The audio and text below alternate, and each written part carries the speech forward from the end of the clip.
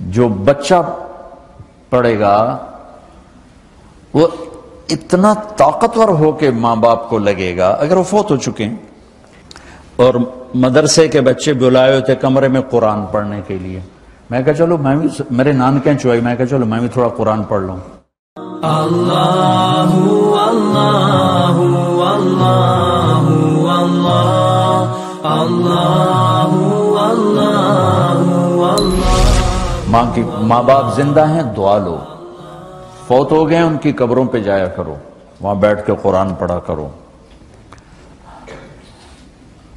جو بچہ پڑھے گا وہ اتنا طاقتور ہو کے ماں باپ کو لگے گا اگر وہ فوت ہو چکے ہیں. کہ ہمارے ہاں تو قرآن بھی مل جاتے ہیں نا جی, مدرسوں میں چلے جاؤ جی قرآن دے بھائی, لو جی 100 قرآن لے جاؤ, لو جی 50 قرآن لے جاؤ. اتنی حماقت ہے. مولوی صاحب ذرا چھوڑا نو گل دے جی ماں جی واسطے قرآن پڑھا ہونا ہے. چھوڑا دی ماں تو نہیں مری, میری ماں مری. ہمارے ایک رشتہ داروں کے نا وہ تھا ختم, والدہ فوت ہو گئی تھی, تو میں بھی گیا ہوا تھا. تو بچے باہر بیٹھے سگریٹ پی رہے اور مدرسے کے بچے بلائے ہوئے تھے کمرے میں قرآن پڑھنے کے لیے. میں کہا چلو میں بھی, میرے نانکیں چوئی, میں کہا چلو میں بھی تھوڑا قرآن پڑھ لوں. میں جا کے قرآن کھول کے پڑھنا شروع کر دیا. تھوڑی دیر بعد مجھے محسوس ہوا کہ یہ بچے قرآن نہیں پڑھ رہے. میں نے جب دیکھا تو وہ نیچے ایک چھوٹا سا ریڈیو پڑا تھا, اس میں انڈیا پاکستان کا کرکٹ میچ ہو رہا تھا, اس کی کمنٹری چلتی اور وہ سارے وہ سن رہے تھے بیٹھ. اور جب ان میں سے کوئی آ جاتا تو شروع ہو جاتے ذالک الکتاب لا ریب فیہ ھدی للمتقین الذین یؤمنون بالغیب. جب وہ چلے جاتے کیڑا آؤٹ ہوئے, کتنے سکور ہوئے. 1 گھنٹہ یہ تماشا ہوتا رہا اور میں بیٹھا دیکھتا رہا. 1 گھنٹے بعد جا کر کہنے کہ جی قرآن مک گیا, وہ کمنٹری مک گئی ہے. ہن کی ثواب گیا اما نو, کمنٹری دا ثواب گیا, قرآن دا ثواب تا نہیں گیا. کیونکہ اس پاگل نے خود ماں کے لیے پڑھنا تھا, اس نے ماں کے لیے بھی کرائے پہ قرآن لے لے.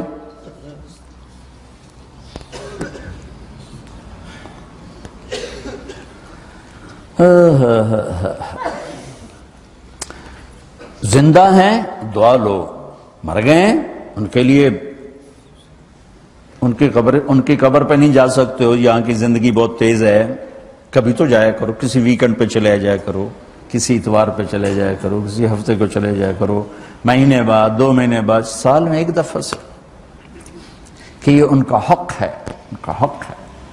اور ابن القیم رحمۃ اللہ علیہ نے ایک واقعہ لکھا ہے کہ عبداللہ بن مطرف رحمۃ اللہ علیہ نے خواب دیکھا کہ قبریں پھٹیں اور لوگ نکلے اور کوئی چیز ایسے اٹھا رہے ہیں, ایسے اٹھا رہے ہیں, ایسے اٹھا رہے ہیں. ایک آدمی نکلا اور جا کر ایک درخت سے ٹیک لگا کے بیٹھ گیا. یہ اس کے پاس جا کر کہتے ہیں بھئی آپ کون لوگ ہو؟ وہ کہتے ہیں ہم ایمان والے ہیں. کہ یہ کیا ہو رہا ہے؟ کہ جو رشتہ دار ثواب بھیجتے ہیں یہ وہ اکٹھا کر رہے ہیں. کہ تم کیوں نہیں اکٹھا کر رہے ہو؟ کہ میرا بیٹا حافظ قرآن ہے, 1 قرآن روزانہ ختم کر کے مجھے بھیج دیتا ہے, تو میں نے پرچون دی لوڑ نہیں رہ جاندی, میرا تھوک دا کام. کہ تیرا بیٹا کیا کرتا ہے؟ کہ اس کی مٹھائی کی دکان ہے بازار میں. آنکھ کھل گئی, صبح ہوئی تو پہنچ گئے, بازار کھلا, دیکھا تو ایک نوجوان بیٹھا ہوا اور مٹھائی بیچ رہا اور ہونٹ ہل رہے ہیں. پہلے اس کو نا چیک کرتے رہے, پھر اس کے پاس آئے, بیٹا تیرا نام کیا ہے؟ وہی نام تھا جو خواب میں سنا. یہ کیا پڑھ رہے ہو؟ کہ جو قرآن پڑھ رہا ہوں. کتنا پڑھتے ہو؟ 1 ختم روزانہ پڑھتے ہو.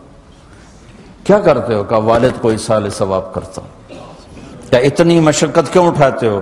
کہ وہ میرے لیے بہت کچھ چھوڑ گیا, میں چاہتا ہوں میں بھی اس کے لیے کچھ حصہ بنتا رہوں. تو یہ والدین کے حقوق میں سے ہے کہ اگر وہ چلے گئے ہیں ان کے لیے ایصال ثواب کرو. ہمارے نا ایک فیملی تھی, 22 سال سے ان کے گھر میں مجرا بھی ہوتا تھا, جوا بھی ہوتا تھا. تو میں نے سلام دعا بڑھائی اور آہستہ آہستہ اللہ نے فضل فرمایا, سارے توبہ کر گئے.